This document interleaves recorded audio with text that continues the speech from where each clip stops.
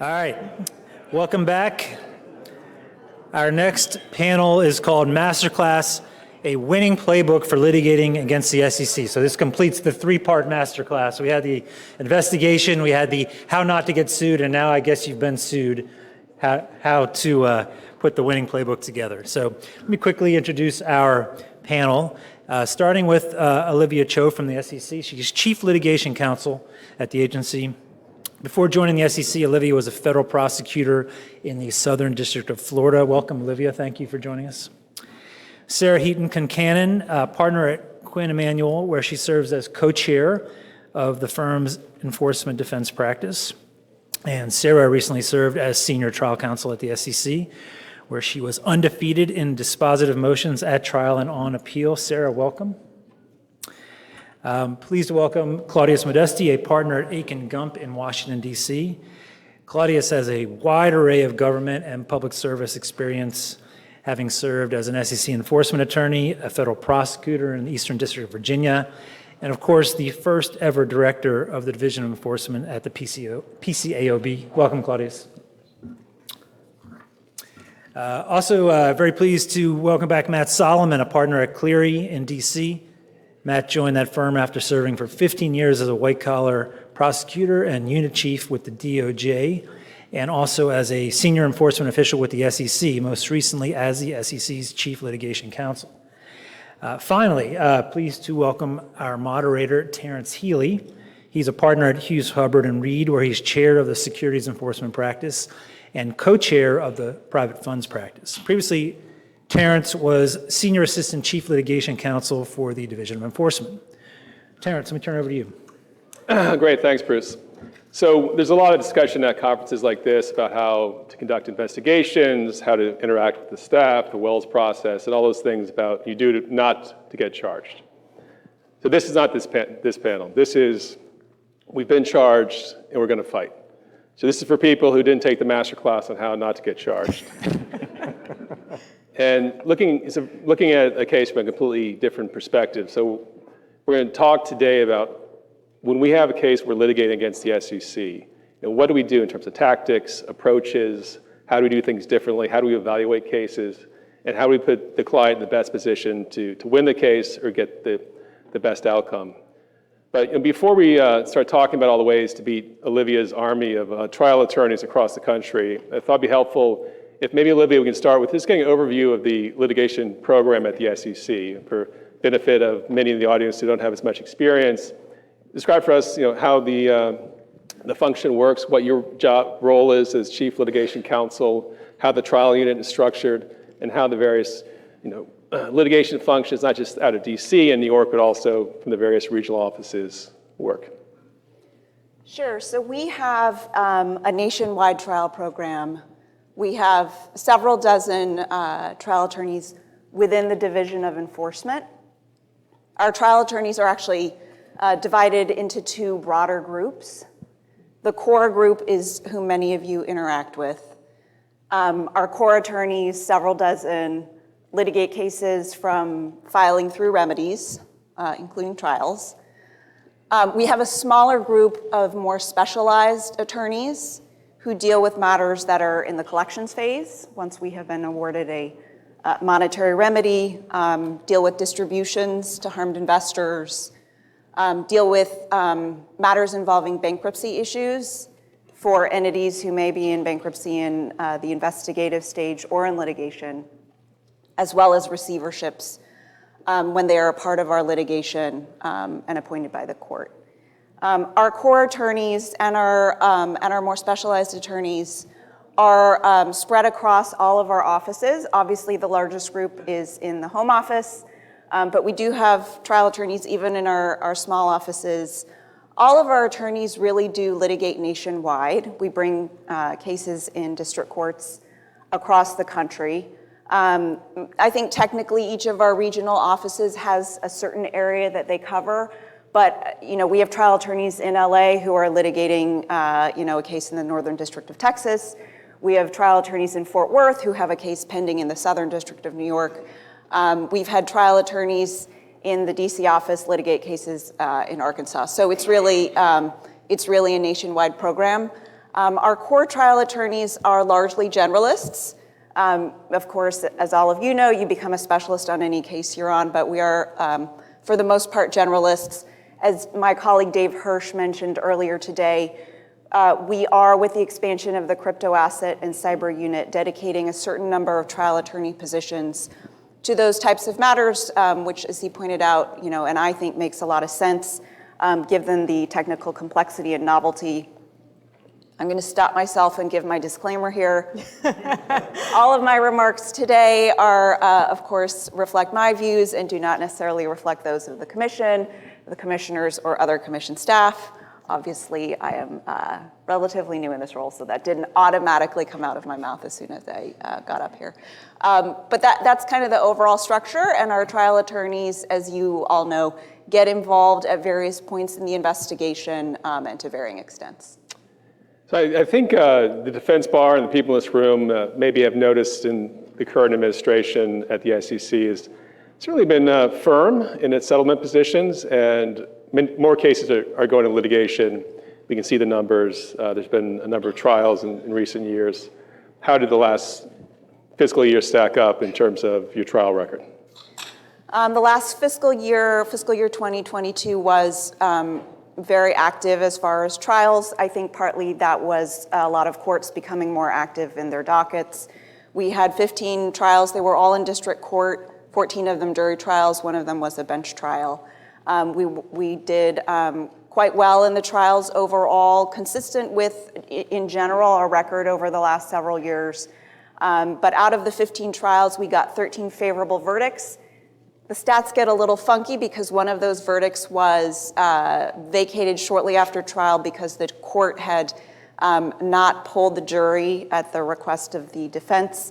So that was vacated. It's on interlocutory appeal.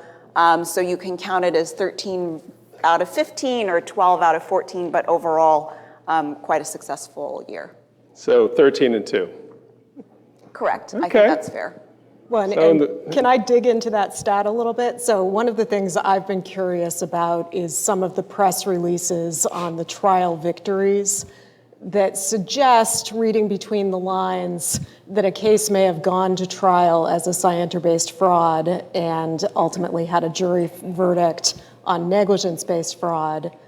Is that included as part of your win stats on that 85%? That would be included. When we win on a claim against a party, it's counted as a win. I don't think that's uncommon. In the way probably any party counts a case that goes to trial or across the government, we do count that as a win, and I think for a party that's found liable, whether it's on all of the claims that are brought against them or a subset of those claims, it counts to have the SEC prevail at trial and pursue its remedies. You maybe could have spared the entire litigation process itself if there could have been an offer of a negligence-based resolution, but every case is different. So now we're going to move on to the main reason for the panel. How are we going to put more losses on Olivia's record next year? And of course, we all want to litigate cases, we want to try the cases, and you have to have that kind of magic combination of the indemnified individual or high net worth individual or asset managers or small companies in a kind of bet the company situation. We can talk about when do you have the willingness to litigate? When does the client have the willingness to actually litigate against the government? We've been in situations, all of us in this room, where publicly traded companies, the board tells general counsel, this will not be on the K next year. I don't care, get it done. But oftentimes it seems that settlement positions really, or whether we're going to litigate, is driven by the SEC when they ask for $1 billion in lifetime bars and your firstborn child. But one interesting thing I'd like to hear this group talk about is, when do you decide early in a case whether this is a case where we're going to litigate to get a better settlement resolution, or are we looking at this as going to trial? And when do you make that decision? I see you're nodding your head, Matt.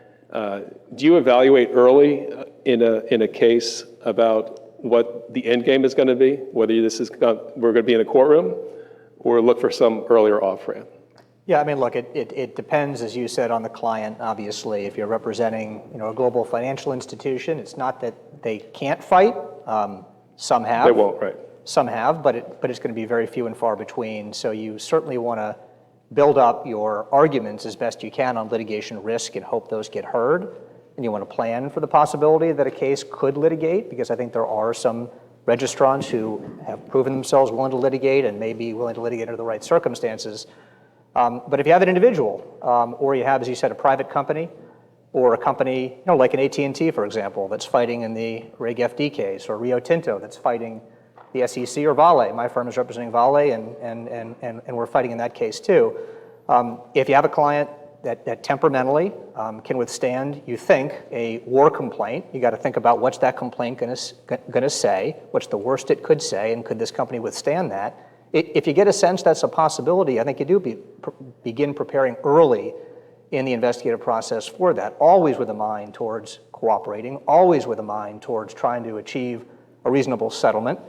But I think if you know you may be in a situation where the client's willing to take that risk, I think it's always something you got to have in the back of your mind and begin building a record from very early on in your investigation. Yeah, in the Rio Tinto example, for one, at least so far in the process, there's been some success or some gain, and not some gain so far, it seems, from the defense perspective there.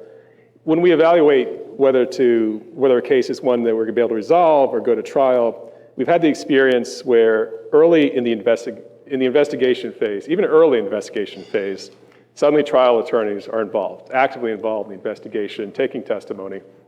And as a defense bar, we kind of look at that and say, that's not good. And the client asks, what does it mean? And we tell them, it doesn't mean anything. But you sort of think that the commission is looking at this case differently. And when you have a high-profile company or a potential defendant, and a case that's going to generate a good press release, sometimes you get a sense there's an incentive from the staff to want to litigate the case, want to bring charges.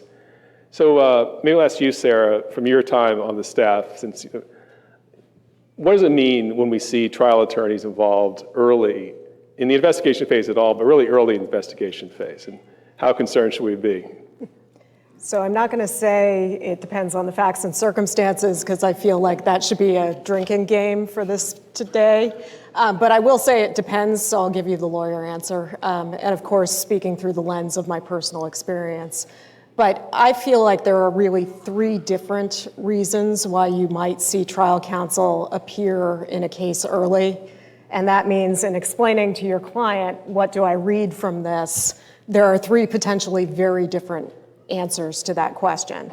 One can simply be that certain of the senior officers at the commission have a real preference for having trial unit attorneys involved in their investigation in early stages. They see the benefits of having someone with cross-border experience or with experience navigating thorny privilege issues real-time in testimony. If you're not involved in the investigation on the front end, you can't contribute in a meaningful way as trial counsel to the ongoing investigation. So there are often just relationships between particular trial counsel and particular SOs where they will bring them in early so that they can have the benefit of their expertise going forward. I would say in my own experience, that was a considerable portion of the cases where I was involved early on. And also, I describe my own practice as I like to meddle in interesting things. So 90% of the work of the commission happens on the investigative side. It's an opportunity as a trial lawyer to have a bigger influence on the trajectory of the case. The other two instances are probably of more interest to clients, which are it's a really strong case or it's a really weak case. But it could be in either of those buckets. If it's a very strong, high-profile case where the commission knows that there is going to be a charging recommendation and that it's just a case of significance, you very well can see a trial attorney involved early on, again, to build the best evidentiary record, create the strongest case possible, and put that forward. The flip side is you will also see trial counsel early on often where there's some weakness in the case, and the idea is that trial counsel can come in and try to fill the gaps. So, perhaps there's an element issue. So we're going to have difficulty proving scienter. You made me smile, by the way, when you said there may be weakness in the case. Like, yeah, we notice that sometimes in SEC cases. There tends to be. But a surmountable weakness. So I'll put on my SEC hat and I'll say the reason why you bring in trial counsel is to say, we recognize there might be an issue with scienter. We recognize there might be an issue with materiality. There may be a hugely problematic cooperator who is going to be the core of our case at trial. Let's get trial counsel in so that they can start looking at those potential issues and figuring out ways to redress them early, instead of on the eve of trial where suddenly you're trying to put together a charging document and for the first time somebody's looking at the file saying, I have significant concerns about the credibility of the key witness. How are we going to deal with this problem? I'll just jump in and add, we put our resources where it makes sense, and that includes our trial resources. So you will see trial attorneys involved. And I would just say, as far as, speaking to your clients, trying to parse the tea leaves beyond this is a litigator who's going to be looking at the evidence and the witnesses with the eye of a litigator and preparing to litigate. Trying to read too far beyond that may be doing your clients a disservice. I have litigated and tried and won at trial a case where I did not sit in on a day of testimony. I didn't touch the investigation. And on the flip side, I've been in testimony and taken testimony in a case that we ultimately did not charge. So I think trying to read too much beyond this is a litigator who's going to take the potential for taking this to trial seriously may not ultimately serve you well or your clients. There's the added benefit of having someone who's a little less passionate about the case and maybe a little more dispassionate, provide an evaluative just sense of the quality of the case. So whether they sit in on testimony of a key individual or cooperator, as Sarah said, I think having someone who's a little distance from the matter is not a bad thing. So I tell my clients I would not interpret it one way or the other, and that I welcome having another point of view in the room, especially if it's someone who has to pick up the docket and run with it.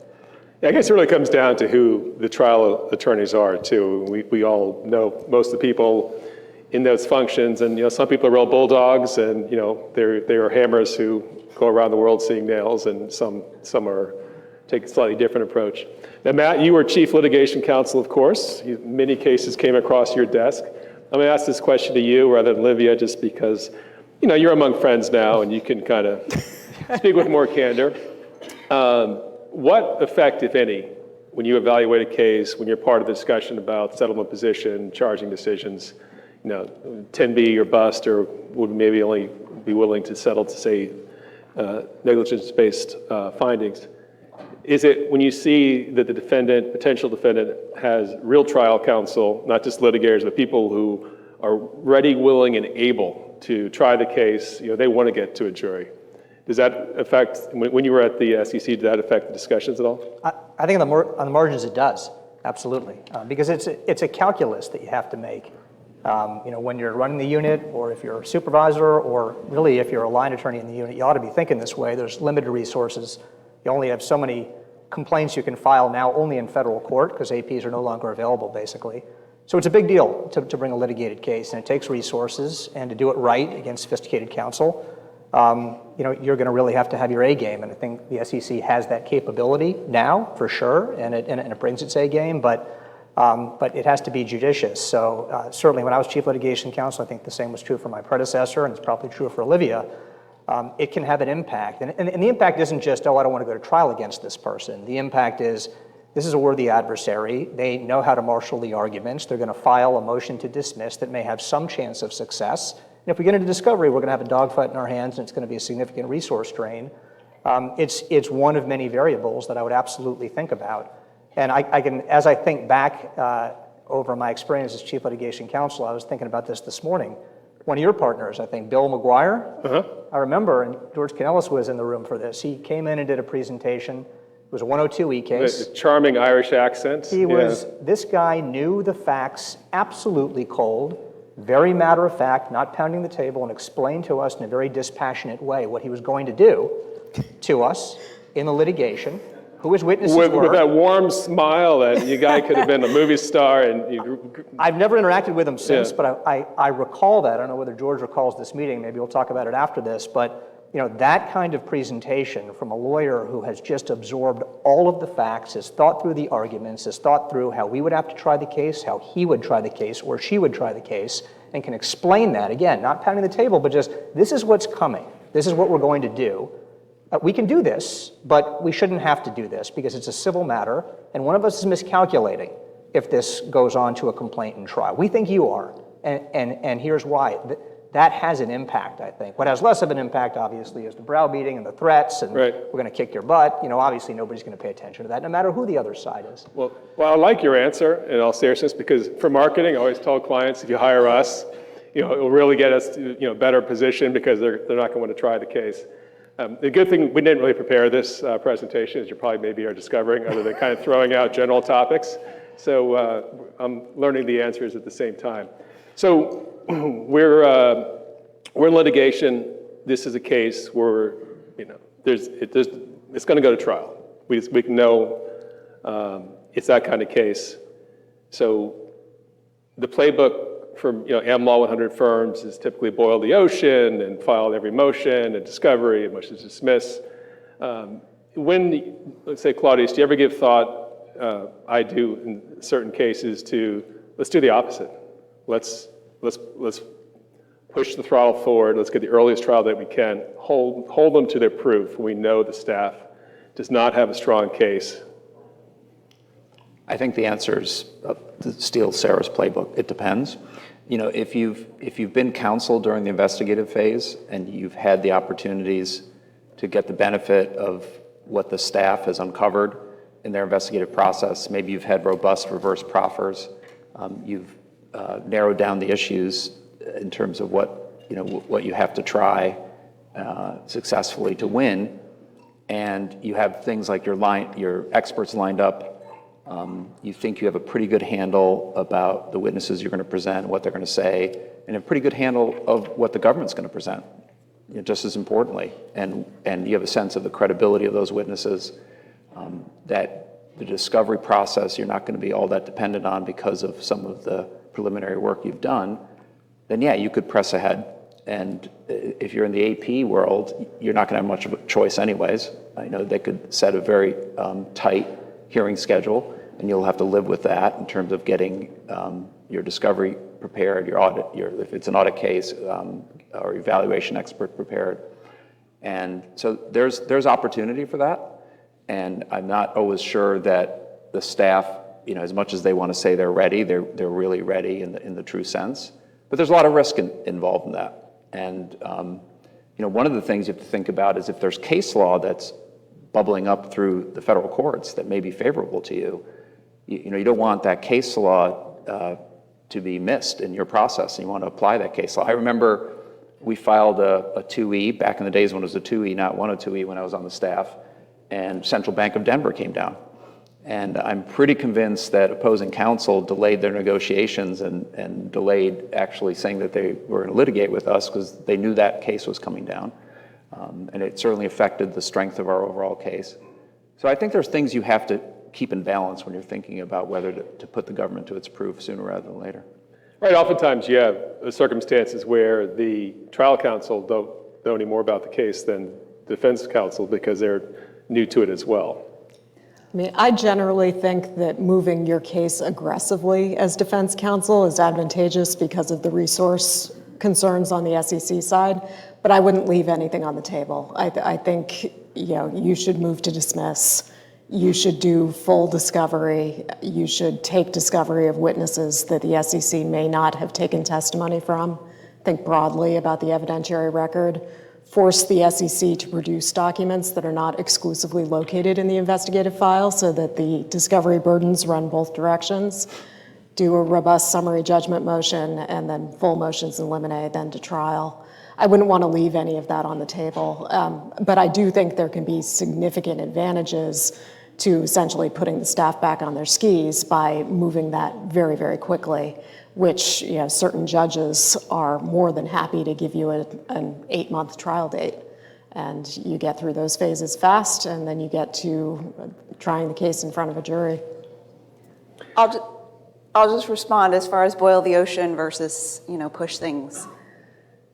You know, we may not have the resources to boil the ocean in every case, but I think in some ways, you know, it's an advantage. Like I said before, we put our resources where it makes sense, and that means that if you aren't able to boil the ocean at every instant in every case, you're preparing for trial from the beginning of litigation and before when you're running an investigation. And that means that you can really focus on the things that matter, whether in motion practice or discovery.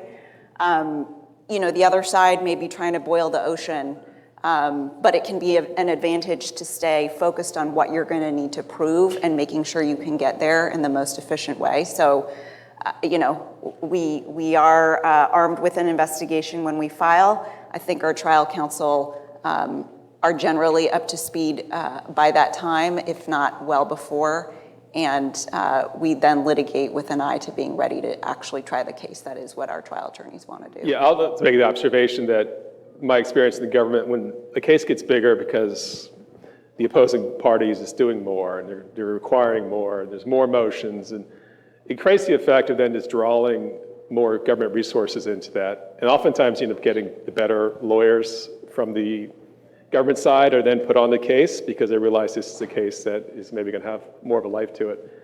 Now, Sarah mentioned Olivia's resources a moment ago. With all these cases litigating, everything going to trials, should people in this room assume that your office is now going to be stretched thin and it's going to have a harder time going forward? I wouldn't assume that. We're busy, our trial lawyers are busy. We have had obviously more litigation over the last period of time, as all the speakers and panels have alluded to today. I would not assume that we are stretched thin or not going to be able to handle these cases. We're going to put the resources where they're needed. We're going to staff cases leanly where it makes sense and where we can be effective, and where we need to put a lot of people, put a lot of resources, make sure we have our experts in place. We're going to put the resources there as well. So I would not assume that. Yeah. I would say it was a half serious question in that it does seem that based upon the numbers that maybe more is going to be required of your team than during equivalent periods in years past. I mean, there are ebbs and flows. Certainly we're at a more active period. There have been ebbs and flows since, you know, I'm sure much longer than I've been at the commission. I personally have been doing a lot of hiring, and that's taking place across the commission. And so I think that we're going to have the resources in place for all these cases we're bringing. Olivia, are you finding that you have to leverage investigative staff to staff litigation? Is that something you're doing more of than in the past? I don't know that it's something we're doing more of because of this issue. I mean, I think it's something that has been a trend in our litigation since before I joined. In the trials that I've had, in the litigations that I've had, always had investigative staff really pretty actively involved. There are investigative staff who want to be doing that, either as part of their own training or just as part of their experience in the division. So it's happening. I don't know that it is a change due to constraints. It's just happening as part of how we conduct our litigation. I mean, it just wouldn't make sense any other way given the depth of knowledge our staff have. Yeah, I mean, Olivia, I don't know what the stats are now. I remember when I was chief litigation counsel, the class of cases where we lost the most was insider trading, and we lost nearly half of those cases. And we won almost everything else, at least some claim in every other kind of case. And to me, that's an indication that, and this goes to the win-loss record, and I kept wins and losses the exact same way. Nothing's wrong with that, a win's a win.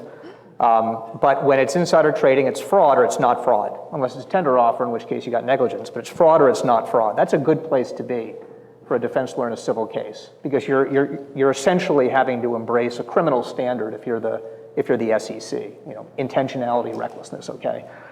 In other cases, you know, it is a tough calculus. I think companies and individuals should fight more. They need to fight more. The law needs to be made by judges, not by speeches. not by papers, not by settlements. It needs to be made by Article III judges and appellate courts as well, and the Supreme Court. But the SEC's got a lot of weapons in its quiver when it brings charges, because as folks in here know, there's strict liability, there's reasonableness when you're talking controls, there's negligence, there's recklessness, and there's intentionality. Whereas in a criminal case, it's just willfulness. You don't have negligence in a criminal case. So it's a really exacting calculus, back to your first question. But if you think you're in a situation where essentially the SEC has to prove fraud of some stripe, I think it's a good bet to take a shot, and the company can withstand the complaint. Because I think then, again, the trial turns into something. Now we're sort of getting into how you actually can potentially win one of these things if you bring it. If you can make the decision for the judges and the jury as basically fraud versus not fraud, or right versus wrong, as opposed to really, knifing it out over, mens rea and these technical type violations, which I think are tougher to bring in federal court, tougher for juries to get invested in. I think you're going to begin to see some losses pile up in cases like that. But it's tough, because you got to run the table on these charges, and juries often want to split the baby in these types of cases. So something's got to be thought through very carefully when you're making a decision of whether you're going to, go ahead and do the complaint litigation route or try to cut your losses before you get to court. Yeah, I would say if the staff is losing 50% of its insider trading cases, you should perhaps reevaluate which cases it charges. Well, but with insider trading case, the really good ones go to the criminal authorities. The pretty good ones settle, and it's the dogs typically. And you had one of these, which was not a dog. It was not a dog. You had a judge pull the rug out from under you. So that's a different situation. Different situation. But these are the cases that try are the ones where the defendants are going to have a shot. They're the ones that weren't referred or couldn't settle. And so I would love to see more folks in this room really test the SEC and put together a proof on this. And it'd be a good thing for the SEC, it'd be a good thing for the defense bar and the development of law generally. Well, it seems this year is the year to put the SEC to its proofs based upon some of the resource issues. Now and I asked Olivia about the win-loss stat, not to beat up on Olivia, who's a good friend of mine, but instead because I think it's important to advising your clients for precisely the reason that Matt says, is that for some clients, a win on scienter-based fraud is enough of a win. For some clients, a win on, we get it down to internal controls, we get it down to books and records, would be enough of a win. And those are triable cases if you've got a client for the appetite for it, because you may very well, despite the heavily skewed matrix of SEC success at trial, you may be able to pull out something that puts your client in a much better position than a settlement would. Now, you have all worked on many complex matters, and oftentimes it's not just an SEC case. There's an SEC case, there's a DOJ proceeding, there's shareholder litigation, there could be derivative claims in Delaware, there can be foreign authorities conducting their own processes. Claudius, when you have this kind of swirl of all these overlapping, ongoing, parallel matters, how do you use these other proceedings, if at all, to benefit your position in the SEC case, or conversely use the SEC case to perhaps put your client in a better position in some of the other proceedings? So let's start with the scenario where there's a parallel DOJ and SEC cases, because I think, as many people in this room know, that scenario is becoming more and more common for a variety of reasons that we discussed earlier. That could be its own panel. Yeah, and so you're in a position where you're facing a DOJ and maybe an SEC case. DOJ goes first, and you're trying to level the playing field because the government has had a lot of time to gather evidence from a lot of different sources, talk to a lot of people, obtain a lot of documents. And you're trying to figure out, if you're facing the DOJ case, what is it that the SEC has that DOJ does not have in its files? And so the thing you think about is, can you assert that DOJ and SEC were conducting a joint investigation? And the case law, and Olivia, I'm sure is going to have views on this. The case law is a little bit all over the place. It really depends on the facts. And a lot of the case laws come out of the Southern District for obvious reasons, because the Southern District has numerous parallel cases with the SEC. But to the extent that the SEC and DOJ case is more intertwined, I would say the more often that joint interviews are conducted or interviews are conducted together, prosecutorial strategy is discussed and figured out. You could have a case where DOJ is reviewing the SEC subpoenas and search terms and things like that, which occurred in one case. You have an opportunity to level a playing field and to get to Brady material that may be in one agency's files and not in the other agency's files. And the courts typically will have both agencies make a submission on that, so you won't necessarily get discovery on that. But it's an opportunity to flush out a little bit more about what the government has that could be helpful to you. And it could be exculpatory information, it could be impeachment information, but it gives you an opportunity to defend yourself more effectively. And it really depends on the facts about how far you can go with that. But given that at least DOJ has its Brady obligation, the SEC and APs has a version of Brady as an obligation, I think you have to think about how to take advantage of those scenarios where you may have something closer to a joint investigation. I also will say, I think DOJ and the SEC have gotten savvier on this. I think you see fewer situations where DOJ will allow the SEC to take notes of a witness interview.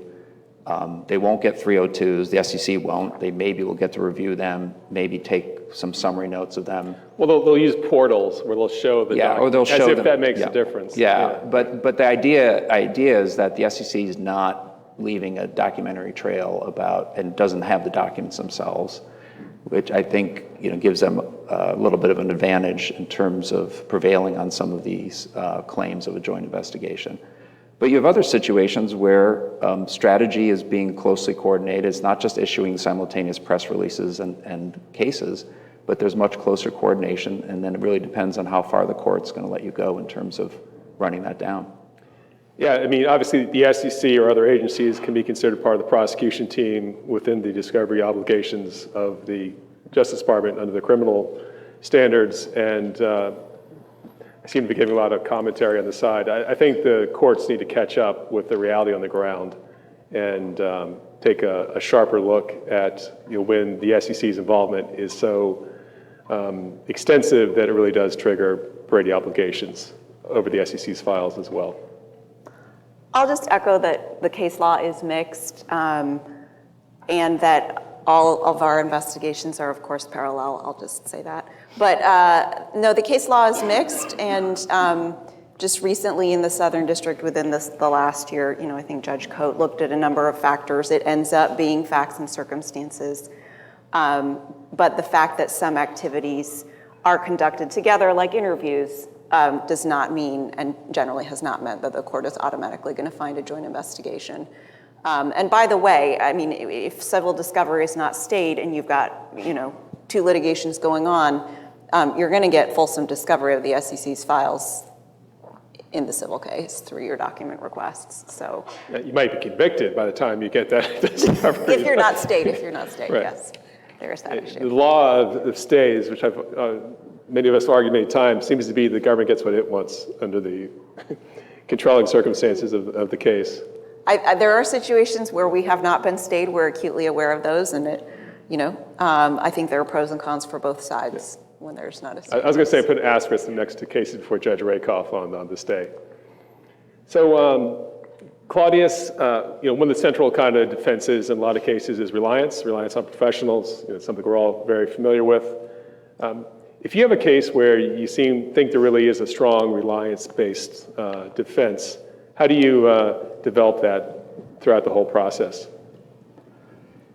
So if you're litigating, you have to think carefully about what to assert as an affirmative defense and what form of reliance you're going to be asserting.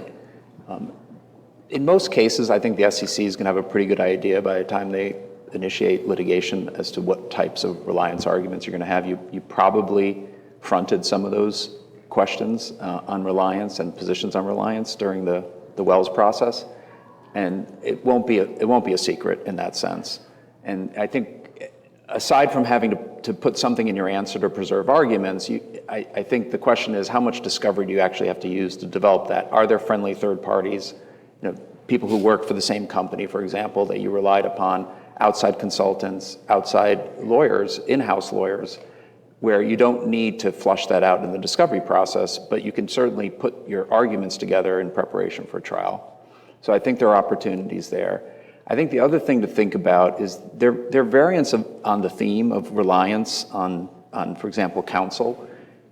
Reliance on the advice of counsel is a very difficult defense to put forward for a lot of reasons. It's very tricky. First of all, whose privilege is involved, and can you even get to the privileged information? Because if it's not your privileged information, there's a good chance you can't get to it. And then just meeting the elements is challenging. Some defendants in SEC cases have had success on a variant of that, sort of the involvement of counsel, the fact that counsel was involved, whether it was just in-house counsel or outside counsel. I think the SEC has tried to some success, but to limited success, to try to argue that defendants are using a veiled version of reliance on counsel. But there have been cases like Howard v. SEC, which the DC Circuit found in favor of Howard. There's the Terrell case where he successfully at least was able to put forward his affirmative defense. And then there's non-lawyer defenses. So there's Westport Capital, where they were allowed to put forth a defense on non-lawyers consulting on a Form ADV question. So I think there's opportunities to build that argument. And then if you're representing an auditor and they had the benefit of consultations outside the audit team, they have an engagement quality reviewer who usually is a partner who weighed in on many of the critical issues. You have the benefit of that complex of reliance that you can put forth as well. And the SEC doesn't necessarily reach those people in the investigative process. So there's an opportunity to bring afresh some of those arguments in terms of litigating. You know, Olivia, it's not just Matt who's among friends, so are you. And it seems to make sense that since this is a panel on the winning playbook, what things, in all seriousness, do you see from defense lawyers or the things that become not troublesome, but things that counsel do in cases against your office you find are effective?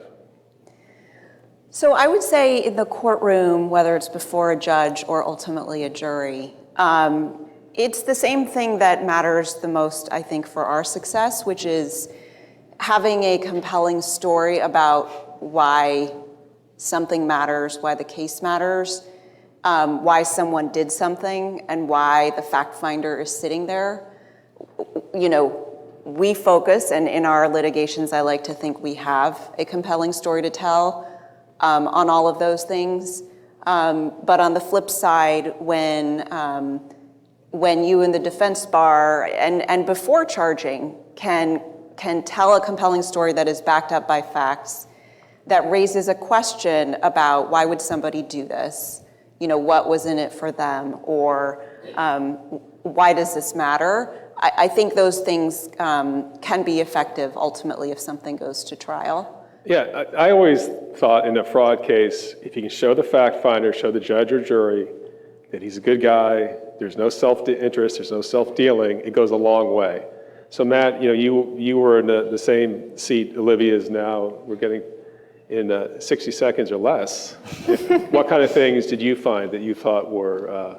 Credibility. It's just credibility. I mean, I think... Of the defendant or the lawyers? Well, I think if defense lawyers can put themselves in a position during the discovery process, during the trial process, or in front of the jury, where they seem like the serious actors, the adults, the ones who are being dispassionate, I think that puts you in very, very good standing. I think that, again, what I opened with it, the histrionics, the table pounding, the not being judicious about the arguments you make as defense counsel. I'm not one of those lawyers that makes every argument I can.